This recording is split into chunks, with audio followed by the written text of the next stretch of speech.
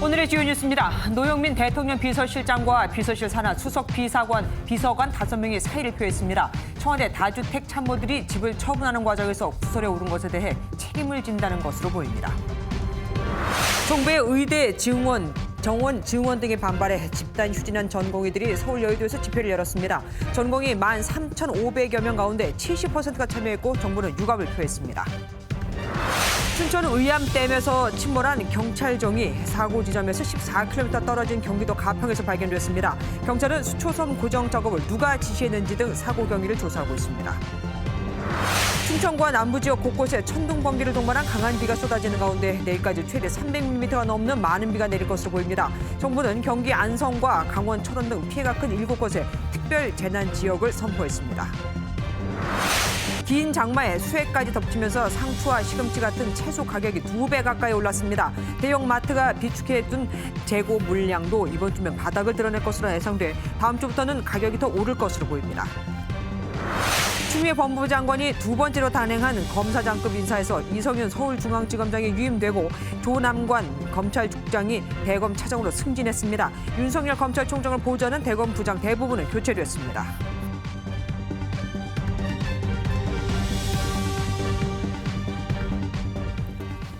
노영민 대통령 비서실장 그리고 5명의 청와대 수석 비서관이 한꺼번에 문재인 대통령에게 사의를 표했습니다. 최근 상황, 그러니까 다주택 문제와 관련한 여러 구설 때문으로 알려졌는데 대통령이 이를 수용할지 아니면 사표를 반려하고 아파트를 팔게 할지 관심이 집중됩니다. 황재영 기자가 보도합니다. 청와대는 노영민 대통령 비서실장과 수석 비서관 5명이 문재인 대통령에게 사의를 표명했다고 밝혔습니다. 노 실장과 함께 사표를 제출한 수석은 강기정 정무, 윤도환 국민소통, 김조원 민정, 김거성 시민사회, 김회숙 인사수석입니다.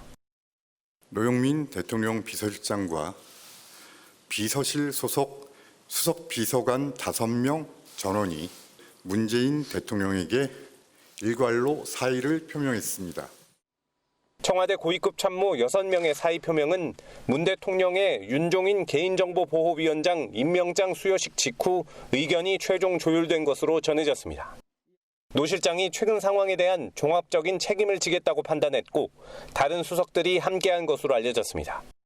사의를 밝힌 6명 중 지난달 초까지 다주택자였던 참모는 4명으로 집 처분 중 일부 잡음이 나온 점이 영향을 미친 것으로 보입니다. 청와대는 사표 수리 여부와 시기는 문 대통령이 결정할 사항이라며 조심스러운 입장입니다. 앞으로 청와대 개편을 할 경우 문 대통령의 임기 후반기를 책임지는 만큼 문 대통령은 인사 검증 시기를 고려해 최종 판단을 내릴 것으로 보입니다. MBN 뉴스 황재현입니다. 이렇게 다주택 문제로 청와대 참모진들이 사의를 표명한 것으로 알려지다 보니 역시 직보다는 집이라는 비아냥도 나오고 있습니다. 앞으로 이어질 인적 쇄신에도 관심이 쏠립니다. 청와대 취재기자 연결해 보겠습니다. 최중락 기자. 네, 청와대 춘추관입니다. 사의 표명을 한 이유는 아무래도 부동산 문제로 봐야겠죠? 네, 부동산 문제로 인한 여론 악화, 가장 큰 이유라고 할 수 있습니다. 한마디로 정부의 강력한 부동산 정책 신뢰를 청와대 참모들이 무너뜨리면서 책임을 질 수밖에 없다는 판단입니다. 특히 노영민 비서실장의 다주택 매각 과정에서 반포 대신 청주라는 비판과 김조원 민정수석의 잠실 아파트 매각 과정에서 시세보다 2억 원 높게 내놓으면서 매각 신용이라는 비난이 결정적으로 보입니다. 여권에서도 김 수석의 책임론이 불거졌고 청와대 내에서조차 너무했다라는 말이 나오면서 사의 표명 시기를 늦출 수 없었다는 분석입니다. 그럼 후속 청와대 인사뿐만 아니라 개각 폭도 커질 수 있겠네요. 청와대 개편은 애초 지난주로 예상이 됐습니다. 정무수석과 사회수석 교체 가능성이 제기됐는데 이제는 노영민 비서실장과 5명 수석 등 최소 6명 이상 교체될 경우 전면적인 청와대 개편이 이뤄질 전망입니다. 시기는 개각까지 이어지면 기본적으로 예상되는 2주 이상의 검증보다 빨라질 전망입니다. 광복절 이후 8월 중순에 청와대 개편을 마무리하고 9월 정기국회 전인 8월 말에 개각을 통해 청문회 절차에 들어갈 것으로 예상됩니다. 개각 대상은 부동산 문제로 불거진 인사 쇄신인 만큼 경제부처 장관 교체와 통일부 장관에 이은 후속 외교안보 라인의 개편 가능성도 제기됩니다. 여야의 반응은 당연히 엇갈리고 있겠죠. 더불어민주당은 대통령의 판단을 존중한다는 입장과 함께 지지율 하락 분위기 쇄신에 기회로 반전을 노리는 분위기입니다. 앞서 앵커가 전해드렸듯이 미래통합당 반응도 나왔는데 직보다는 집을 택한 꼬리 자르기라며 비판 수위를 높이고 있습니다. 결국 부동산 문제로 자초한 인적 쇄신을 어떤 인사로 돌파할지 휴가도 취소한 문재인 대통령의 고심은 더 깊어질 전망입니다. 지금까지 청와대 춘추관에서 MBN 뉴스 최중락입니다. 의대 지원에 반대하는 전국 수련병원 전공의들이 오전 7시부터 24시간 동안 집단 휴진에 들어갔습니다. 서울 여의도를 비롯해 전국 8곳에서 정부 정책을 규탄하는 집회도 열었습니다. 이수아 기자가 다녀왔습니다. 전국 전공의들이 오늘 오전 7시부터 24시간 집단 휴진에 들어갔습니다. 전체 244개 수련병원 전공이 13,500여 명 중 70% 가까이 참여한 것으로 파악됩니다. 서울 여의도 등 전국 8곳에서는 의대 증원, 한방차벽급여화 등 정부 정책을 규탄하는 집회가 열렸습니다. 인턴과 레지던트, 의과대학 학생들까지 주최측 추산 6천여 명이 모이면서 바로 옆 여의도공원까지 인원들이 서 있는 모습입니다. 대전에선 500여 명의 전공의들이 일제히 검은 우산을 쓰고 집회에 참석하기도 했습니다. 제대로 된 정책에 대한 논의 없이 그리고 전문가들의 의견 반영 없이 이렇게 몰아치는 상태에 대해서 굉장히 반대하고 있기 때문에 이게 옳지 않다고 목소리를 내기 위해 대규모 인원이 모이는 만큼 방역 지침 준수를 위해 구호 제창은 자제했고 피켓을 흔들거나 박수로 서로에 대한 지지를 표시했습니다. 이들은 추후 정부의 개선 조치가 없다면 계속 단체 행동을 이어간다는 입장입니다. MBN 뉴스 이수아입니다. 전공의 9천여 명이 파업을 하면서 주요 병원은 오늘 하루 비상이 걸렸습니다. 응급실에는 응급의학과 교수 전원이 매달렸고 오늘로 잡혔던 수술은 일부 미뤄야 했죠. 이혁준 기자가 돌아봤습니다. 서울대병원 본원 응급실입니다. 응급 차량이 쉴 새 없이 들어옵니다. 응급실은 항상 바빠있고요. 응급실을 포함한 필수 의료 전공의까지 파업에 동참하면서 서울대병원 응급의학과 교수 전원이 출근해 공백을 메우고 있습니다. 서울대병원 본원 의사는 1,500여 명으로 이 가운데 전공의는 3분의 1인 500명가량입니다. 주치 선생님이 안 오시고 다른 선생님이 오셔서 저 지금 상태에 대해서 설명 다 해주셨어요. 불편한 것도 없고. 서울대병원은 오늘 잡힌 수술이 평소의 절반인 63건으로 줄었고 삼성서울병원은 수술 18건에 일정을 조정했습니다. 매우 유감스럽고 또 안타깝게 생각합니다. 이번 집단 행동으로 일부 진료에 차질이 발생하지 않을까 우려되는데 하지만 정부가 각 병원에 요구하는 엄중 처벌은 사실상 실현 가능성이 거의 없습니다. 징계 권한이 있는 의대 교수들 대부분은 전공의를 지지하고 있습니다. 하지 말라고 하면 혼낸다고 이런 윽박지르거나 그런 일이 안 생겨야 되고 선생님들이 전공의 파트에서 담당했던 업무를 대신 잘해줘야 된다. 이번 전공의 협의회 하루 파업에 이어 의사협회는 다음 주 금요일 1일 총파업을 예고했습니다. MBN 뉴스 이혁준입니다. 일주일 동안 쏟아진 집중호우는 곳곳을 만신창이로 만들었습니다. 또한 17명이나 숨졌고 아직 찾지 못한 실종자도 10명이나 되죠. 서울과 경기 충청에선 이재민이 2,600명이나 발생했고 4,600명에 달하는 사람들은 집을 떠나 대피소에서 떨어야 했습니다. 농번기에 쏟아진 물폭탄에 농경지 816헥타르도 피해를 입었습니다. 축구장 13,000여 개와 맞먹는 어마어마한 규모죠. 또 2,000곳 이상의 주택이 침수됐고 도로와 다리 2,500여 곳도 망가졌습니다. 일부 지역에서는 복구 작업이 진행되고 있지만 아직 손도 대지 못하고 발만 동동 구르는 곳도 있습니다. 그런데 또 내일부터 많은 비가 내린다고 하죠.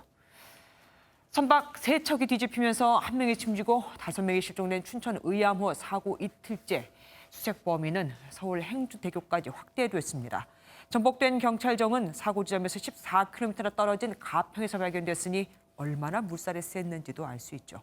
대책본부에 나가 있는 취재기자 연결해 보겠습니다. 조동욱 기자, 현재 상황 어떻습니까? 네, 저는 지금 대책본부가 마련된 경기도 가평 경강교에 나와 있습니다. 어제 오전 의암댐에서 전복된 선박 3척 중 경찰정이 오늘 오전 11시 20분쯤 발견됐습니다. 발견 장소는 사고 지점에서 14km 정도 떨어진 이곳 경강교 부근이었는데요. 소방당국은 선체 내부 수색에 나섰으나 실종자는 발견하지 못했습니다. 발견된 경찰정에는 CCTV 4대가 설치돼 있는데요. 국립과학수사연구소는 경찰로부터 CCTV 장비를 넘겨받아 분석 중입니다.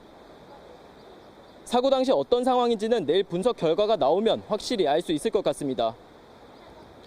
가족들은 망연자실한 표정으로 실종된 가족들의 안전한 귀가를 기원했는데요. 발언 내용 들어보시겠습니다. 저희는 그냥 빨리 실종자를 찾고 싶은 마음뿐이에요. 그리고 원인 그냥 빨리 하고 빨리 찾았으면 하는 것밖에 없어요. 수색 상황은 어떻습니까?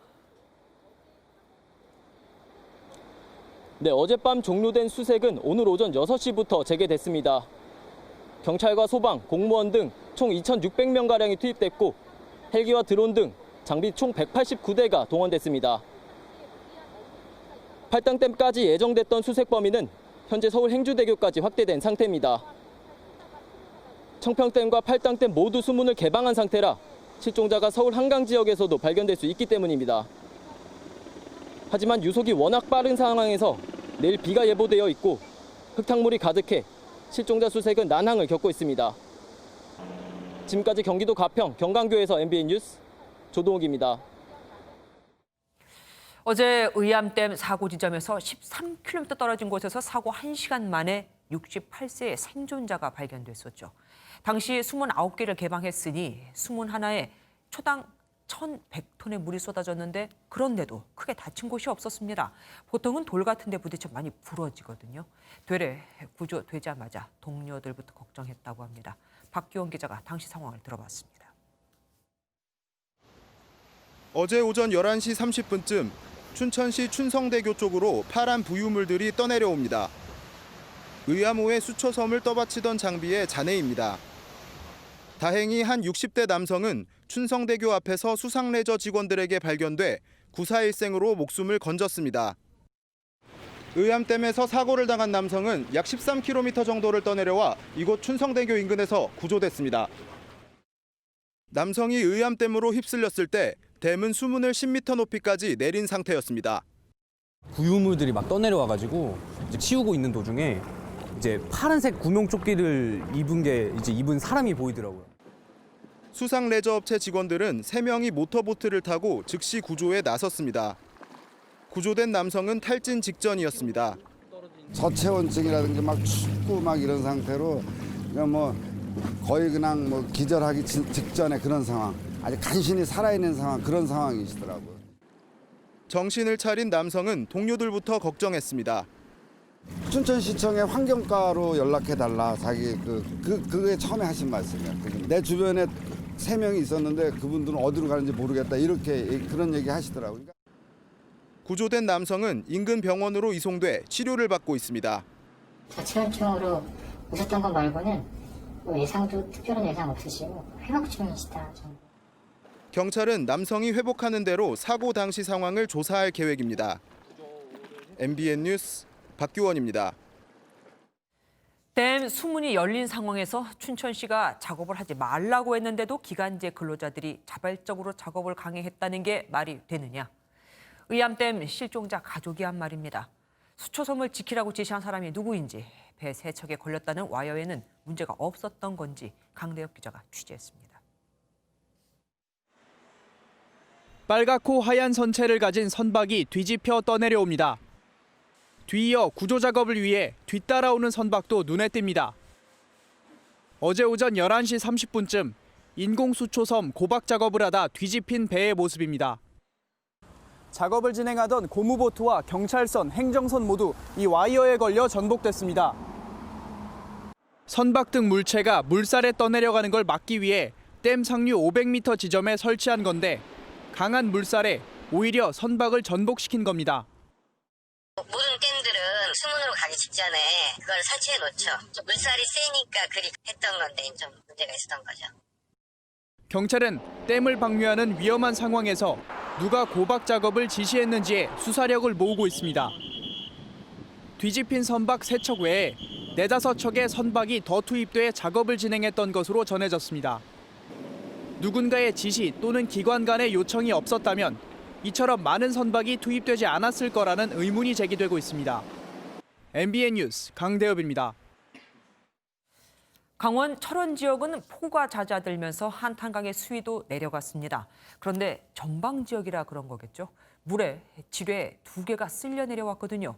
또 다른 지뢰가 있는지 온종일 군이 탐지 작업을 벌여야 했습니다. 김민형 기자가 다녀왔습니다. 지난 5일 기록적인 폭우로 침수 피해를 겪은 철원군 이길리입니다. 마을로 들어가는 길목을 군인들이 막고 있습니다. 장비가 턱없이 없죠. 이게 다 들어오려면 배수로 물 차는 데만 임시로 치우고. 발목 지뢰 2개가 물에 쓸려 내려와 군이 온종일 지뢰 탐지 작업을 했습니다. 민통선 바깥쪽 생창리 역시 쑥대밭으로 변했습니다. 여전히 집안은 이렇게 물이 흥건히 고여 있고 바닥은 진흙 투성이에 벽지는 이렇게 뜯어진 채로 폐허로 변했습니다.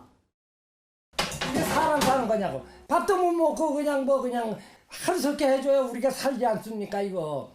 수제 났다고 하늘만 쳐다보는 우리의 마음은 어떻습니까 이거. 한탄강이 덮친 동막리 역시 복구 작업이 한창입니다. 집채만한 세탁차로 빨랫더미가 쉴 새 없이 돌아갑니다. 장병들이 구슬땀을 흘리며 장판을 닦아내고 쉴 새 없이 쓰레바지로 무릉덩이를 퍼냅니다. 비에 젖어 못 쓰게 된 밥솥과 살림살이가 산더미처럼 쌓여 있습니다. 지금 저렇게 빨래 해놓고 닦아놓고 말려야 되는데 하늘은 지금 비 온다 또 온다는 예보가 있고 그래가지고 하늘이 도와줘야 돼. 그게 제일 힘들어요. 주민들은 내일 또 온다는 비가 야속하기만 합니다. MBN 뉴스 김민영입니다. 북한강의 범람에 큰 피해를 입은 인근 주민들은 그러나 몇몇 곳은 복구 작업을 시작도 할 수가 없습니다. 아직도 물이 빠지지 않아 그대로 집이 물에 잠겨 있거든요. 김태린 기자가 취재했습니다. 살수차로 물을 뿌리고 토사물을 씻어냅니다. 하지만 조종천이 범람해 가게 안까지 들어왔던 물 때문에 여기저기 진흙은 여전합니다. 이렇게 유원지 곳곳에는 침수됐던 흔적이 아직 남아 있습니다. 복구 작업을 시작했지만 이번 침수 피해로 여름 장사는 막막하기만 합니다. 제일 중요한 게 이제 여름 장사 이제 못 하겠다는 거하고 이번에 또 가장 큰 피해를 봤어요. 이거 복구하고 그러기는 뭐 한 달 이상 걸릴 것 같네요. 물이 빠지지 않아 피해 복구를 시작하지 못한 곳도 많습니다. 여기 세월교 같은 경우에는 지금 다 유실이 돼갖고 여기 물이 빠진 다음에 아마 공사가 진행이 되지 않을까. 특히 북한강 상류의 도로는 여전히 물에 잠겨 있어 복구 작업이 불가능합니다. 지자체 관계자는 물이 빠지는 대로 도로 정비부터 나설 계획입니다. MBN 뉴스 김태림입니다. 들이찼던 임진강물이 빠지고 나니 주변은 온통 진흙뿐이었습니다. 물먹은 가재 도구는 녹슬고 또 썩고 있는데 계속되는 비 예보에 꺼내서 말리지도 못합니다. 권여봉 기자가 현장에 다녀왔습니다. 역대 최고 수위인 13m까지 치솟았던 임진강의 수위는 눈에 띄게 낮아졌습니다. 비가 소강 상태를 보이면서 피해 지역에 내려졌던 홍수주의보도 해제됐습니다. 불어난 강물이 빠지면서 인근 마을 일부가 보시는 것처럼 진흙밭이 됐는데요. 비가 그치면서 복구 작업이 시작됐습니다. 굴착기가 건물 잔해를 치우고 자원봉사자들이 흙탕물을 뒤집어 쓴 식기류를 닦아냅니다. 끄집어내는 거 먼저 하고 나머지 정리하는 걸로 지금 계획을 짜고 있는데 하루 이틀 해가지고는 될 것 같지는 않습니다. 바닥에 찬 흙탕물을 밖으로 쓸어보지만 식당 주인은 허탈함을 감추지 못합니다. 물이 이렇게까지 찬 거는 처음이에요. 천장도 뭐 다 주저앉은 상태예요. 다시 뭐 영업은 못하고 지금 앞이 깜깜하지 뭐. 불어난 강물에 잠겼던 고추밭도 폭격을 맞은 듯 힘없이 쓰러졌습니다. 비에 쓰러졌는데 너무 아까워서요. 먹을지 안 먹을지는 몰라요. 엄청나죠. 201년 농사인데. 다음 주까지 장마가 예상되면서 추가 피해에 대한 주민들의 우려가 커지고 있습니다. MBN 뉴스 권용범입니다. 비가 그치면서 한강 수위는 빠르게 낮아지고 있습니다. 하지만 여전히 서울 한강공원을 비롯해 도로 곳곳은 진입이 통제되고 있습니다. 현장에 나가는 취재기자 연결해 보겠습니다. 김영 기자, 잠수교는 아직도 잠긴 상태인가요? 네, 지금 제 뒤로 보이는 게 반포대교이고 그 아래 잠수교가 있습니다. 보시는 것처럼 잠수교는 윗부분이 살짝 드러나 있는데요. 아직 도로 대부분은 물에 잠겨 있습니다. 현재 잠수교의 수위는 8m 아래로 내려와 있습니다. 어제 역대 최고인 11.5m까지 올라갔던 것에 비하면 수위가 많이 내려갔는데요. 한강대교에서 재는 한강 수위도 낮아져 오늘 8m 수준을 유지하고 있습니다. 한강공원도 물 위로 모습을 드러냈는데요. 하지만 물에 잠긴 곳들이 많아 출입은 여전히 통제되고 있습니다. 도로들은 어떻습니까? 아직 통제 중입니까? 퇴근길 정체가 심각할 것 같은데요. 네, 주요 도로의 통행이 재개됐지만 아직 통제 구간이 남아있어 퇴근길 정체가 이어지고 있습니다. 노들로 양화대교에서 한강대교 구간은 통제가 풀렸지만 여의 하류에서 상류 구간은 여전히 통행이 금지된 상태입니다. 올림픽대로는 현재 모든 구간의 통제가 풀리면서 차량 진입이 가능해졌습니다. 동부간선도로와 내부순환로, 강변북로도 현재 모든 구간이 통행 가능합니다. 서울시는 퇴근길 혼잡을 막기 위해 대중교통 증편 운행을 실시하고 있습니다. 일부 도로가 여전히 통제되고 있는 만큼 퇴근길에는 대중교통을 이용하시는 게 좋겠습니다. 지금까지 서울 잠수교에서 MBN 뉴스 김현입니다. 충청과 남부지방은 지금 곳곳에서 천둥, 번개를 동반한 강한 비가 쏟아지고 있습니다. 내일까지 최대 300mm가 넘는 비가 더 내릴 것으로 예상됩니다. 대전 갑천에 취재기자 나가 있습니다. 김영현 기자, 지금도 비가 많이 오고 있습니까? 네, 저는 대전 갑천변에 나와 있습니다. 오후 한때 세차게 내리던 비는 방금 전 소강 상태에 접어들었습니다. 연일 쏟아져 내린 비에 하천 수위도 많이 올라간 상태인데요. 현재 광주 등 호남 내륙과 대구에는 호우경보가, 충청 남부와 경상도 내륙에는 호우주의보가 내려져 있습니다. 지금까지 내린 비의 양은 광주 188.2, 전북 군산 122.5, 대구 73.2mm 등입니다. 한때 시간당 60mm의 기록적인 폭우가 내린 광주와 전남 일부 지역은 물난리가 났습니다. 도로 곳곳이 물에 잠겼고 주요 하천은 범람할 위기에 처했습니다. 이번 비는 내일까지 충청과 경기 남부, 강원 영서 등 100에서 최대 300mm가 더 오겠습니다. 차츰 빗줄기가 더 굵어져 중부지방에도 호우특보가 확대될 전망입니다. 비 피해가 큰 충청 곳곳에도 또 폭우가 내릴 예정이어서 실종자 수색과 복구 작업에도 차질이 우려됩니다. 일요일인 모레는 중부지방을 중심으로 많은 비가 쏟아질 전망이어서 비 피해 없도록 주의하셔야겠습니다. 지금까지 대전 갑천변에서 MBN 뉴스 김영현입니다. 햇볕이 내리쬐던 남부지방에도 언제 그랬냐는 듯이 집중호우가 쏟아졌습니다. 차량 지붕까지 물이 찼고 광주천마저 범람 위기에 놓이면서 비상이 걸렸습니다. 심우영 기자입니다. 소방대원이 불어난 물로 화물차에 고립됐던 운전자를 구조합니다. 농로를 지나던 중 하천이 범람하면서 꼼짝없이 갇혔다 간신히 빠져나왔습니다. 광주광역시 문운동 주택가는 폭우로 물에 잠겼고 자동차들은 지붕만 남긴 채 침수됐습니다. 이곳이 하천인지 도로인지 구분조차 힘들 지경입니다. 급류가 다리 위를 지나는 시민을 금세라도 덮칠 듯 위협합니다. 광주천이 범람 위기에 처하면서 호남 최대 전통시장인 양동시장은 침수 처지에 놓였습니다. 영산강 홍수통제소는 오후 4시를 기해 지석천 나주시 구간에 홍수경보를 발령했습니다. 대구에서도 도로와 주택마당이 침수되는 등 크고 작은 피해가 잇따랐습니다. 대구 북구에 있는 함지산입니다. 이 산에서 내려온 흙탕물과 토사 탓에 등산로가 완전히 막히면서 입산이 전면 통제됐습니다.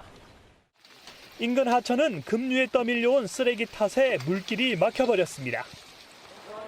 대구 조야동 야산에선 등산객 7명이 불어난 물에 고립됐다 소방대원에게 구조됐습니다. MBN 뉴스 심우영입니다. 북한도 수해가 심각합니다. 엿새간 쏟아진 800mm의 폭우에 김정은 위원장은 이른바 개인 창고를 풀어 수재민에게 지원하라고 지시했습니다. 이인영 통일부 장관은 경기도 연천 군남댐을 찾았습니다. 오지혜 기자가 보도합니다. 북한이 공개한 황해북도 음파군 대청리 수해 현장입니다. 물길 지방이 터지면서 단층 살림집 730여 동과 논 600여 정보가 침수되고 179동의 살림집이 무너지는 등 많은 피해가 발생했습니다. 조선중앙TV는 김정은 북한 국무위원장이 수해 현장에서 피해 상황을 직접 파악했다고 보도했습니다. 김 위원장은 수재민 생활 안정과 재건을 위해 본인의 예비 양곡과 전략 예비 물자를 풀라고 지시했습니다. 김 위원장은 또 군대를 동원해서 빠른 기간 내 복구 공사를 끝내도록 독려했는데 북한의 피해 상황이 심각한 것으로 추정됩니다. 제재에다가 또 코로나, 또 홍수 뭐 이런 게 겹치다 보니까 아주 선제적으로 빠르게 민심을 안정시키는 어떤 지도자의 노력을 보여주기 위해서라도. 이런 가운데 이인영 통일부 장관은 경기도 연천에 있는 군남댐을 찾아 북한의 무단 방류로 인한 피해는 없는지 점검했습니다. 북한의 환강댐 무단 방류를 항의하며 최소한의 소통 재개를 촉구한 이 장관은 인도적 차원의 지원은 계속하겠다고 밝혀 수해 복구를 위한 협력 가능성을 열어뒀습니다. MBN 뉴스 오지혜입니다. 긴 장마와 집중호우가 있으면 꼭 그 뒤에 따라오는 게 있죠. 채소 가격이 급등하고 있습니다. 대형마트가 비축해둔 재고 물량도 이번 주면 바닥을 드러낼 것으로 예상돼 다음 주부터는 가격이 더 오를 것으로 보입니다. 김문영 기자가 보도합니다. 농작물을 가꿔오던 비닐하우스가 물에 완전히 잠겼습니다. 농가 밭에도 물이 넘쳐 형체를 알아볼 수 없게 됐습니다. 이번 폭우로 침수 피해를 입은 농경지는 1,994만여 평, 벼와 채소, 과일 등이 큰 피해를 입었습니다. 그 여파는 도매시장의 신선식품 물가로도 그대로 이어졌습니다. 도매시장에 들어온 10kg짜리 청양고추입니다. 2주 전 2, 3만 원 수준에 팔렸지만 이제 이런 양질의 고추를 찾아보기 쉽지 않아 10만 원에 팔리고 있습니다. 그마저 불량인 고추들, 예를 들어 이렇게 끝이 빠졌거나 진부른 고추들은 팔지 못하고 버려야 합니다. 2배는 오를 것 같아요. 그래도 사다 놔야 되겠다 싶어서 장마 끝나면 배추값은 오늘의 2배는 오를 거예요. 대형마트의 경우 지금은 장마 이전에 비축해둔 물량을 최대한 소진하고 있지만 물량이 바닥나면 가격이 올라갈 수밖에 없습니다. 온라인 마켓 가격은 아직 큰 변화가 없지만 수급이 어려워 가격이 큰 폭으로 오르면 아예 판매를 중단하겠다는 계획입니다. 이런 값비싼 채소를 사들이고도 당장 음식 가격을 올릴 수가 없는 자영업자들은 울상입니다. 식당에서 일하시는 분들 많이 찾아오시죠? 거의 다 오죠. 1,000원을 더 싸기 위해서 오는데 식당이 가장 큰 문제죠. 장마로 물을 먹은 채소가 이후 폭염에 노출되면 더 치명적이라 추석까지 채소 가격이 폭등하고 김장철 가격에도 영향이 있을 것으로 업계는 분석했습니다. MBN 뉴스 김문영입니다. 자동차를 타고 가는데 침수가 됐다. 그럼 어떻게 해야 할까요? 타이어를 기준으로 하면 됩니다. 타이어 중간 높이까지 물이 찼다면 재빨리 빠져나오고 상단까지 찼다면 시동을 끄고 견인 조치를 하는 게 차를 구하는 방법입니다. 또 집중호우 이후 중고차를 살 때 주의해야 할 점, 침수차인지 확인할 수 있는 방법을 김수영 기자가 알아봤습니다. 예상치 못한 집중호우에 손쓸 틈 없이 피해를 본 침수차들이 많습니다. 물이 불어나는 지역을 지날 경우 타이어 절반까지 물이 찼다면 차에 물이 들어오기 전에 서둘러 침수 지역을 빠져나가는 것이 좋습니다. 그러나 더 이상은 물입니다. 차마다 다르지만 일반적으로 승용차 타이어 상단 높이에 엔진 공기 흡입구가 위치해 이곳까지 물이 찼다면 시동을 끄고 견인 조치를 하는 것이 엔진을 보호할 수 있습니다. 바퀴가 전체적으로 잠기는 정도의 수준이 된다면 엔진에 물이 유입이 될 수 있기 때문에 차라리 시동을 끄고 자차 보험이 돼 있다면 침수차는 대부분 보험 처리가 가능합니다. 다만 경미한 침수로 보험 수리 대신 자비로 수리한 경우 카 히스토리에 침수 이력이 뜨지 않을 수 있습니다. 보험 처리 안 하고 본인이 그냥 자비로 수리를 한 차들, 그런 차는 우리도 모르지. 이 경우 매매자가 직접 침수 여부를 확인할 수 있는데 가장 손쉬운 방법은 안전벨트 확인법. 안전벨트를 끝까지 잡아당겼을 때 끝부분에 이물질이나 물때 흔적이 있다면 침수 차량으로 의심해 볼 수 있습니다. 끝부분이 평소 차량 바닥에 위치해 있기 때문입니다. 문틈 고무 패킹을 제거한 뒤 차량 외판과 내판을 연결하는 부분이나 바닥 패드 아랫부분, 트렁크 스페어 타이어 보관 부분 등의 모래나 이물질도 침수의 흔적이 될 수 있습니다. MBN 뉴스 김수영입니다. 이렇게 사람이 떠내려가고 차가 휩쓸려가도 집중 호우에 하천 근처 산책로에서 운동을 하거나 자전거를 타는 사람들이 적지 않습니다. 심지어 이런 모습을 찍어 앞다퉈 SNS에 올리기도 합니다. 정태훈 기자가 취재했습니다. 소방관들이 시민들을 물 밖으로 부축해 나옵니다. 갑자기 쏟아진 비로 산책로에 고립된 시민 20여 명이 구조되는 모습입니다. 폭우 속 언제든 위험한 상황으로 이어질 수 있는 하천 근처 산책로. 각 지자체들은 집중호우에 대비해 산책로를 통제했지만 현실은 전혀 달랐습니다. 한 산책로에 가보니 안전띠를 넘어다니는 건 물론 세차게 흐르는 물살을 배경으로 기념사진을 찍는 모습도 보입니다. 보시다시피 차단막의 길이가 짧다 보니 임시로 안전띠까지 설치해보지만 이용객들에 의해 훼손된 채 기능을 못하고 있는 상황입니다. 다른 곳도 사정은 비슷합니다. 구청의 경고음도 무시한 채 운동 행렬이 이어지고 집중호우를 인하여 하천 출입이 유효하므로 출입하지 마십시오. 그쳤던 비가 다시 쏟아져도 걸음을 멈추지 않습니다. 자기 스스로 판단해서 안전하다고 생각하니까 갔겠지. 가능하면 안 가는 게 좋겠죠. 지키라고 돼 있는 거니까. 방제 담당자들은 비가 쏟아질 때 하천 산책로를 걷는 것은 위험하다고 우려했습니다. 짧은 시간에 많이 비가 내리잖아요. 천수위가 급격하게 불어나거든요. 수위가 좀 떨어질 때까지는 차단을 계속 해놓는 상태고요. 폭우 속 이재민이 속출하는 가운데서도 비를 맞으며 뛰는 일명 우중런이 SNS에선 인기를 얻는 상황. 안전의식을 갖추려는 자발적인 노력이 필요한 시기입니다. MBN 뉴스 정태웅입니다. 강화 유리하면 아무래도 안전하다, 튼튼하다는 생각 많이들 하죠. 그런데 강화 유리로 된 책상이 아무 충격도 받지 않았는데 갑자기 그야말로 폭발했습니다. 강화 유리 제품은 안전 기준이 없습니다. 얼마든지 사고가 되풀이될 수 있는 거죠. 이혁근 기자가 취재했습니다. 직장인 문모 씨는 얼마 전 사무실에서 소스라치게 놀랐습니다. 아무도 앉아있지 않은 강화 유리 책상이 갑자기 굉음을 내며 산산조각 났기 때문입니다. 소리가 너무 커서 귀를 틀어막고 막 소리를 막 지르고 있었거든요, 저는. 제가 저 자리에 앉아 있었으면 아마 제 얼굴은 없어졌을 것 같아요. 전문가들은 강화 유리 제조 시 유리 안에 불순물이 들어가면 유리가 저절로 폭발할 수 있다고 경고합니다. 해당 책상엔 중국에서 만든 강화 유리가 쓰였습니다. 불순물 때문에 강화 유리가 누가 쓰거나 만지지 않아도 몇 년 지나다가 자파가 될 수 있다.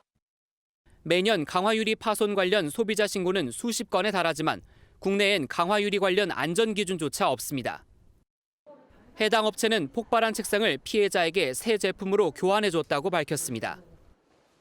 하지만 같은 제품을 이미 수만 명이 구매했고 아직도 팔리고 있어 소비자의 주의가 필요하다는 지적이 나옵니다. MBN 뉴스 이혁근입니다. 추미애 법무부 장관이 두 번째 검찰 고위 간부 인사를 단행했습니다. 남아서 아직 못다한 일을 해라는 걸까요?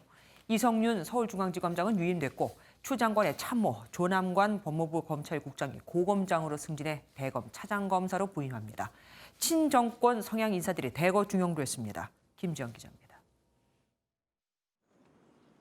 법무부가 검사장급 이상 검찰 고위 간부 26명에 대한 인사를 단행했습니다. 가장 큰 관심이 쏠렸던 이성윤 서울중앙지검장은 계속 자리를 지키게 됐습니다. 대검 차장엔 추미애 장관의 참모 조남관 법무부 검찰국장이 부임합니다. 노무현 정부 때 특별감찰반장을 지낸 조 국장은 2018년 6월 검사장 승진 후 올해 1월 법무부 검찰국장으로 발탁돼 추 장관을 보좌하며 검찰 개혁을 이끌었습니다. 사법연수원 한기수 선배인 이성윤 중앙지검장보다 먼저 고검장으로 승진해 차기 검찰총장 자리를 놓고 경쟁 체제가 구축됐습니다. 검찰 조직에 인사와 예산권을 쥐고 있는 검찰국장은 조국 전 장관에 대한 기소 등을 놓고 윤석열 총장과 대립했던 심재철 대검 반부패 강력부장이 맡습니다. 검찰의 주요 자리에 친정권 성향의 인사를 대거 중용했다는 분석입니다. 또 서울중앙지검장과 검찰국장을 포함해 이른바 검찰 내 요직인 빅4를 모두 호남 출신이 차지하게 됐습니다. 법무부는 이번 인사와 관련해 형사 공판부에서 묵묵히 소임을 다한 검사들을 적극 우대했다고 밝혔습니다. MBN 뉴스 김지영입니다. 이번 인사로 채널A 강요미수 사건 수사를 맡았던 인사들이 대거 승진길에 올랐습니다. 반면 윤석열 검찰총장은 자신을 보좌하던 대검부장 대부분이 교체됐습니다. 고립이 더 심해진 채 임기 후반기를 보내게 된 거죠. 이어서 손기준 기자가 보도합니다.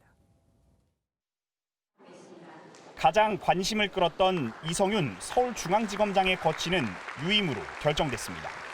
윤석열 검찰총장의 임기가 1년 남은 상황에서 총장과 각을 세우며 주요 수사를 진두지휘할 대안을 찾기 어려웠다는 분석입니다. 채널A 강요미수 사건의 수사가 진행 중이고 이재용 삼성전자 부회장의 기소 여부를 저울질하는 상황도 고려한 것으로 보입니다. 수사를 진두지휘했던 이정현 서울중앙지검 1차장과 신성식 서울중앙지검 3차장은 각각 대검찰청 공공수사부장과 반부패 강력부장으로 승진했습니다. 압수수색 도중 독직폭행과 KBS 오보 논란 등이 불거졌지만 추미애 법무부 장관이 정면 돌파 의지를 밝힌 것으로 풀이됩니다. 반면 윤 총장은 고립이 더해지는 모양새입니다. 대검 참모진이 7개월 만에 물갈이 됐고 이 자리가 현 정권과 가까운 승진자들로 채워지면서 윤 총장은 말 그대로 인해 장막에 둘러싸이게 됐습니다. 인사에 앞서 윤 총장의 의견이 법무부에 전달됐지만 대부분 반영되지 않은 것으로 전해졌습니다. 검찰 관계자는 노골적인 줄 세우기 인사라며 앞으로 총장 패싱 현상이 더욱 심해질 것이라고 우려했습니다. 법무부는 앞으로 남은 중간 간부 인사와 대검찰청 직제 개편 등에서도 윤 총장 힘 빼기에 나설 전망입니다. MBN 뉴스 송기준입니다. 윤석열 검찰총장에 대한 여야의 공격과 방어는 연일 계속되고 있습니다. 김두관 더불어민주당 의원이 직접 해임 결의안을 내겠다고 하자 미래통합당은 물러나야 할 건 추미애 장관이라고 맞받아쳤습니다. 주진희 기자입니다.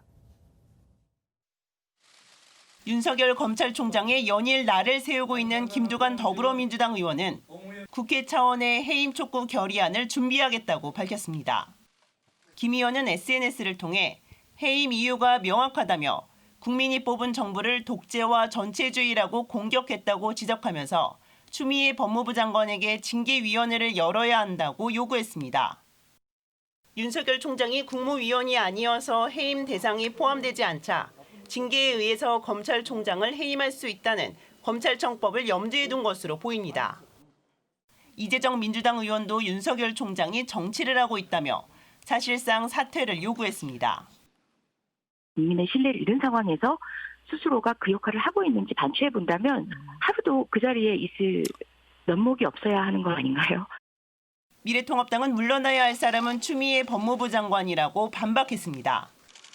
엉뚱한 수사 지휘권으로 검찰 역사상 유례없는 참극을 빚은 추미애 장관이라며 오히려 세불리기에 전념하는 적반하장의 인사를 했다고 비판했습니다. 여당 내에서도 윤석열 총장에 대한 탄핵 요건이 되지 않는다는 신중론이 나오는 가운데 윤 총장 거취 논란은 계속될 것으로 보입니다. MBN 뉴스 주유진입니다. 올해 초 형사소송법과 검찰청법 개정안, 그러니까 검경 수사권 조정안이라고 불리는 법안들이 국회를 통과했죠. 오늘 두 법안의 시행에 필요한 하위 시행령이 입법 예고됐는데 이상하게도 검찰과 경찰 모두 다 불만의 목소리를 내고 있습니다. 임성재 기자가 알아봤습니다. 검경 수사권 조정의 양대축인 형사소송법과 검찰청법에 대한 하위 시행령이 입법 예고됐습니다.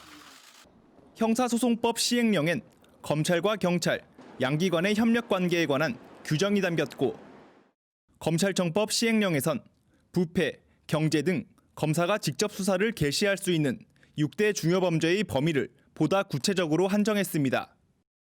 공직자 범죄는 4급 이상, 뇌물 액수는 3천만 원 이상, 경제범죄는 5억 원 이상일 경우에만 검찰이 직접 수사하라는 게 주요 내용입니다. 하지만 경찰은 이번 시행령을 수용하지 못하겠다는 입장입니다.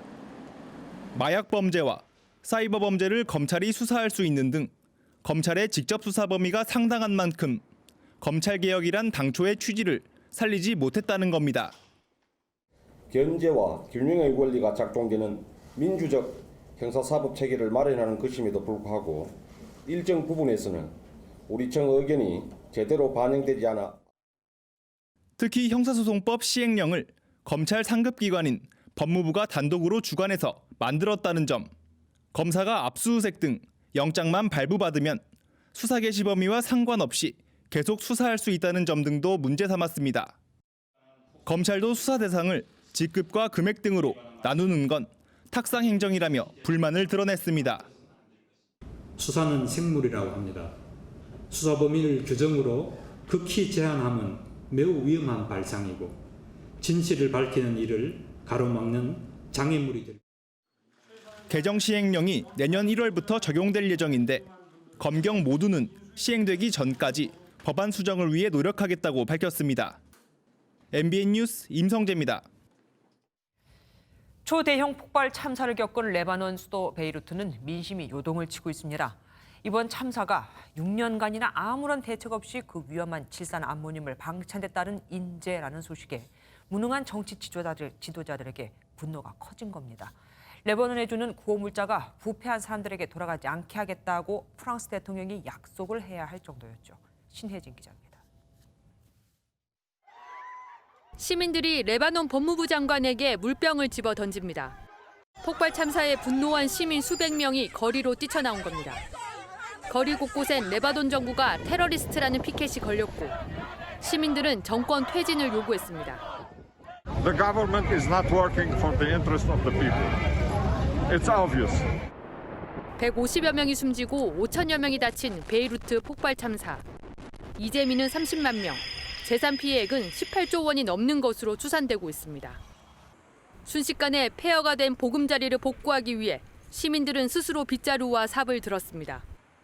유엔을 비롯해 프랑스와 이탈리아, 터키 등 국제사회의 구호 손길도 이어지고 있습니다. 외국 정상으론 처음으로 마크롱 프랑스 대통령이 사고 현장을 찾아 성난 민심을 달랬습니다.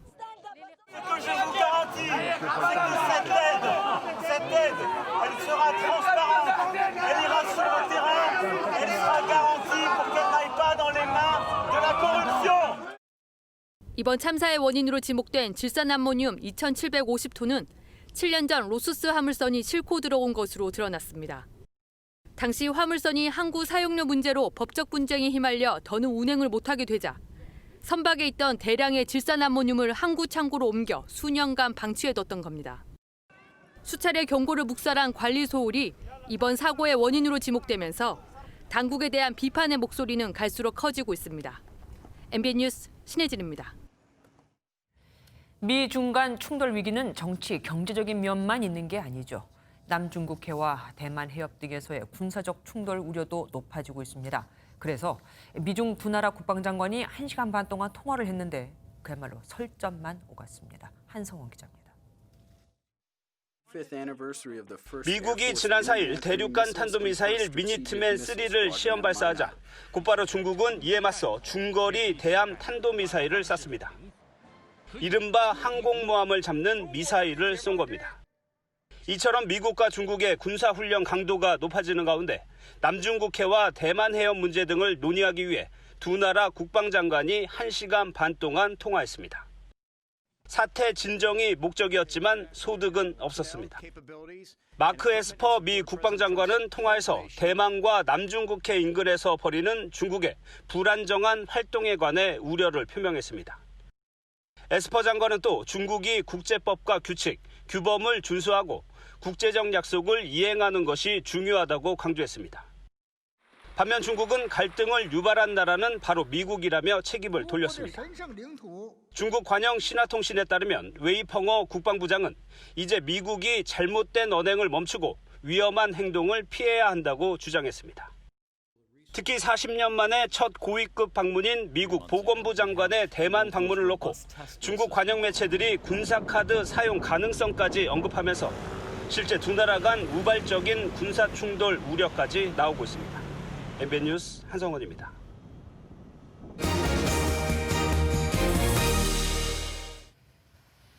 앞서 정부가 장려했던 민간 임대 사업자를 부동산 투기의 주범으로 지목하며 각종 혜택을 줄이기로 해 반발을 샀죠. 원성이 높자 정부가 이를 또 한 달도 안 돼 보완 체계를 내놨습니다. 계속되는 땜질 정책 비판은 하지만 피하기 어렵게 됐죠. 이병주 기자가 보도합니다. 710 처리하라! 투기의 온상으로 지목돼 지난 7.10 부동산 대책 때 사실상 폐지 결정이 내려진 아파트 임대사업자 제도. 하지만 임대사업자들이 집단 반발하자 정부가 결국 보완책을 내놨습니다. 우선 기존 임대사업자에 대해 등록기간 동안 받은 소득세와 법인세, 종부세 세제 혜택을 유지해주기로 했습니다. 또 등록을 자진 말소할 경우에도 그간 감면받은 세금도 걷지 않기로 하고 임대주택을 팔 때 양도세 중과를 적용하지 않기로 했습니다. 다주택자의 퇴로를 열어줬다는 분석이 나오지만 기존 임대사업자들은 정부가 당연한 조치를 했을 뿐이라는 입장입니다.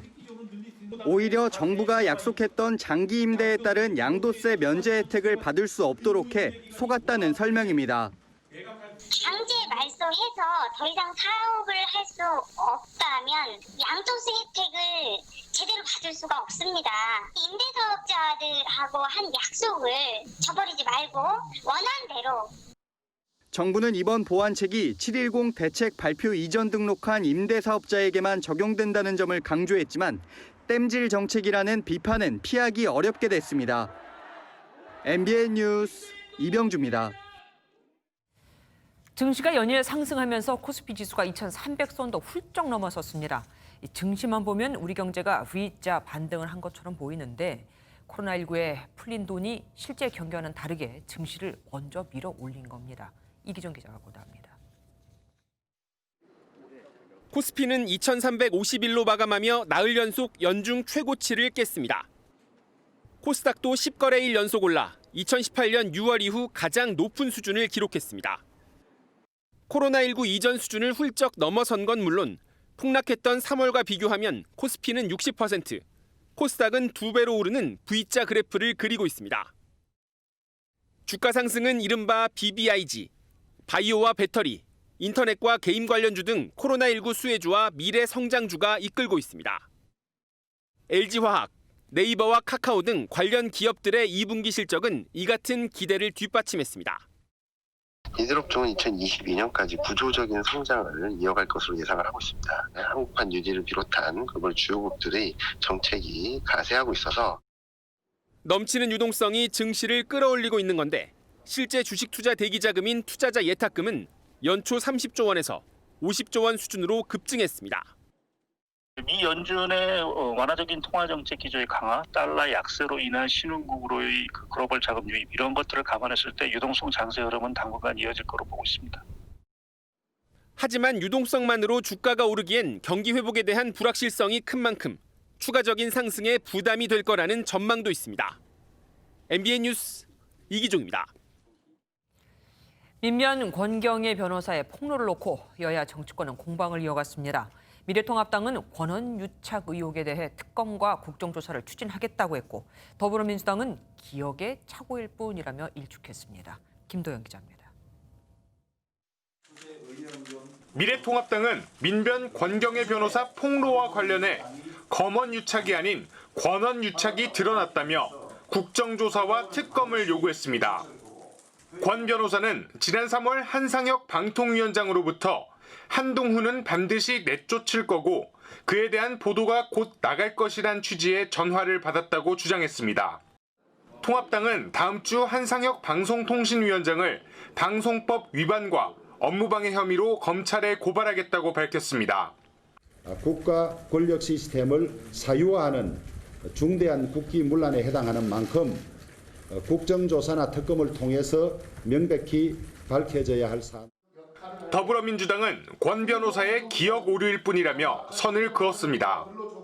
통화 당사자로 지목된 한 위원장이 권 변호사와 통화 시간은 MBC의 검언유착 의혹 보도 이후였다며 의혹을 부인했기 때문입니다. 명확한 사실은 권 변호사의 기억의 오류에 의한 소동이라는 것입니다. 국정조사를 하고 특검을 하자는 것은 참으로 말이 안 되는 얘기다. 권 변호사가 거듭 권언유착 의혹을 제기하면서 여야 정치권의 공방은 당분간 계속될 전망입니다. MBN 뉴스 김도형입니다. 국회 본회의장에서 이른바 5분 연설로 큰 관심을 받았던 윤희숙 미래통합당 의원이 부동산에 이어 교육 정책에 대해서도 의견을 내놨습니다. 일명 가재 논쟁에 불을 당긴 건데 통합당 서울시장 후보로도 급부상하고 있습니다. 전정인 기자입니다. 윤희숙 미래통합당 의원이 연이틀 현 정부의 교육 정책에 대해 쓴소리를 쏟아내고 있습니다. 윤 의원은 교육의 역할은 용이 되고 싶은 가재들에게 길을 터주는 것인데 정부와 교육당국은 전국민 가재 만들기 프로젝트에 매진하고 있다고 비판했고 이번에는 컴퓨터 공학 수요가 전 세계적으로 폭증하고 있지만 서울대는 최근 10년간 컴퓨터 공학과 정원이 55명 그대로라고 대학 정원 규제를 꼬집었습니다. 이른바 가재 논쟁으로 화제가 되자 민주당이 강하게 비판하고 나섰습니다. 이원욱 민주당 의원은 우리나라 청소년의 삶의 만족도가 하위권에 머물고 있다며 불행한 가재라는 지적은 미통당식 성공 잣대라고 맞받아쳤습니다. 윤 의원의 인기가 급부상하면서 당내에서는 내년 4월 서울시장 선거 후보로도 거론되고 있습니다. 스타는 여러 가지 어려움 속에서 나타나는 건데 국민들께서 앞으로 윤희숙 의원의 의정 활동을 보면서 판단하실 일이라고 생각을 합니다. 최근 김종인 통합당 비대위원장이 서울시장 후보 조건으로 비즈니스 감각을 제시하면서 윤 의원에 대한 관심이 더욱 커지고 있습니다. MBN 뉴스 전정인입니다. 대선 후보 선호도 2위를 달리는 이재명 경기지사가 연일 존재감을 드러내고 있습니다. 이번에는 여당 의원 176명에게 편지를 보내 대부업의 이자율을 10%까지 낮춰달라고 건의했습니다. 이른바 편지 정치를 하는 거죠. 백길중 기자가 보도합니다. 이재명 경기지사가 오늘 여당 의원 176명에게 편지를 보냈습니다. 연 24%로 규정된 등록 대부업체의 법정 최고금리를 10%까지 낮춰달라는 내용입니다. 이 지사는 1970년대에도 법정 최고금리가 연 25%였다며 기준금리 0.5%의 저금리, 저성장 시대에 연 24%는 매우 높은 수준이라고 밝혔습니다.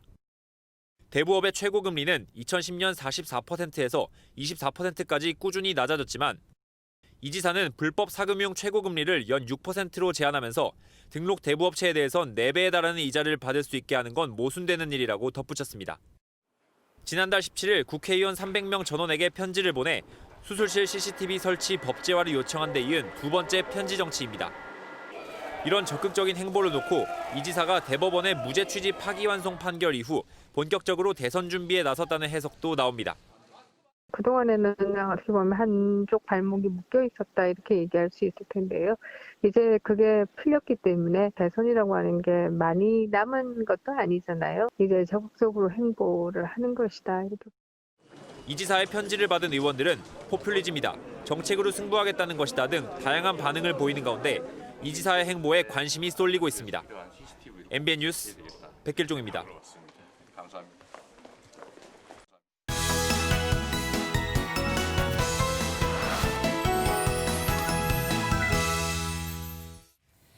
쉬운 말로 우리말로 문화부 조희로 기자와 함께하겠습니다. 어서 오십시오. 오늘은 어떤 말을 갖고 나오셨습니까? 네, 첫 번째로 바꿔볼 단어 드라이브 스루와 워킹 스루입니다. 네, 다들 익숙하실 텐데요.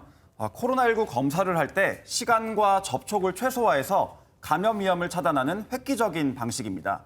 우리나라가 처음으로 도입해서 전 세계에서도 주목한 바 있습니다. 해외에서도 도입 문의가 많이 쏟아졌다고 하더라고요. 실제로 지금 우리나라에서도 하고 있죠? 그렇습니다. 현재도 전국 약 50곳에서 운영 중이라고 합니다. 최근 정부가 이 두 가지 검진 방식을 세계적인 표준으로 만들기 위해서 국제사회의 승인을 받고 있다고 하는데요. 그런데 정작 일반 시민 10명 중 3명꼴로 드라이브 스루가 무슨 뜻인지조차 잘 모르는 것으로 나타났습니다. 심지어 70세 이상의 고령층에선 드라이브 스루의 뜻을 이해한다고 답한 비율이 2.4%에 불과했습니다. 굉장히 죄송스러워지네요. K-방역의 위상이 높아지는 만큼 쉬운 말로 좀 바꿔 써야겠습니다. 그렇습니다. 그래서 국립국어원에서도 우리말로 바꿔 쓸 것을 제안하고 있는데요. 드라이브 스루는 차를 탄 상태에서 검사를 받는 거니까 승차 검진이라고 하면 좋을 것 같습니다. 워킹 스루는 사실 콩글리시인데 마찬가지로 도보 이동형 진료라고 바꾸면 좋을 것 같습니다. 직관적이어서 이해는 봐도 되네요. 다음은 또 어떤 단어입니까? 다음은 진단 키트입니다. 진단 키트. 이번엔 다 방역과 관련된 단어들입니다. 그렇습니다. 진단 키트, 특히 국산 키트는 전 세계 호평을 받은 또 하나의 방역 기구인데요. 간단하게 검사하고 결과도 신속 정확하게 내면서 많은 나라에서 수입을 원하고 있습니다. 그렇다면 더더욱 쉬운 말로 우리말로 바꿔야겠네요. 진단은 되니까 키트만 바꾸면 되겠네요.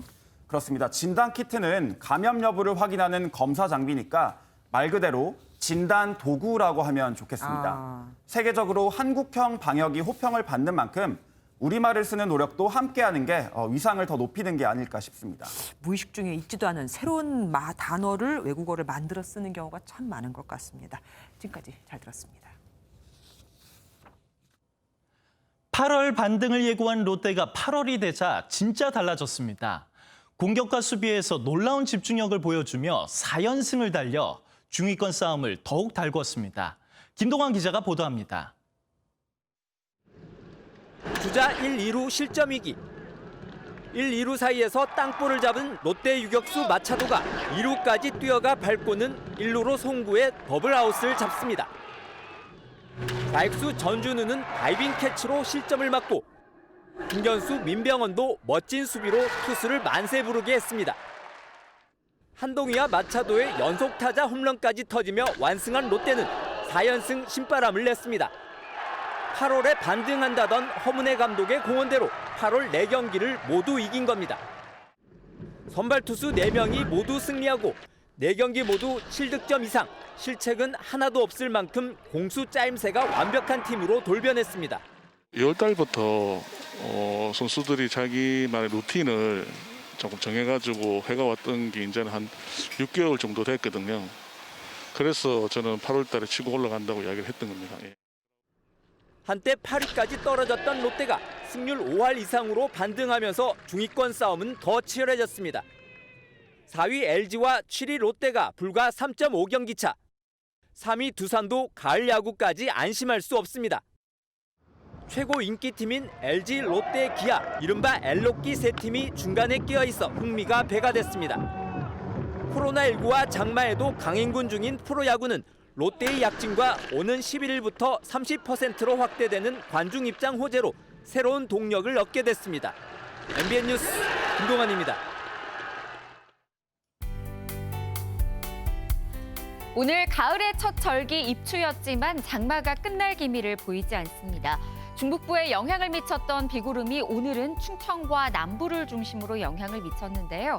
내일까지 또다시 많은 비가 내리겠습니다. 앞으로 경기 남부와 강원 남부, 충청과 남부 대부분 지역에 80에서 150, 많은 곳은 250mm 이상의 장대비가 쏟아지겠고요. 서울과 경기 북부, 강원 북부와 경남 남해안에도 50에서 100mm가량의 비가 예보되어 있습니다. 충청 남부와 남부 곳곳에는 호우특보가 내려진 가운데 시간당 30에서 50mm의 강한 비가 쏟아졌습니다. 돌풍과 벼락까지 동반됐는데요. 앞으로는 비구름이 중부지방을 중심으로 영향을 미치겠습니다. 내일 오후부터는 경기 남부와 충청 북부, 강원 남부와 경북 북부를 중심으로 강한 비가 내리면서 이들 지역을 중심으로 호우특보가 내려지겠습니다. 수도권과 강원 영서 내일 아침까지 비가 소강 상태에 들다가 오후부터 비가 시작되겠습니다. 내일 남부지방 광주의 아침 최저기온 24도가 예상되고요. 제주는 모레까지 폭염이 계속되겠습니다. 동해안 지역 내일 바람도 다소 강하게 불겠습니다.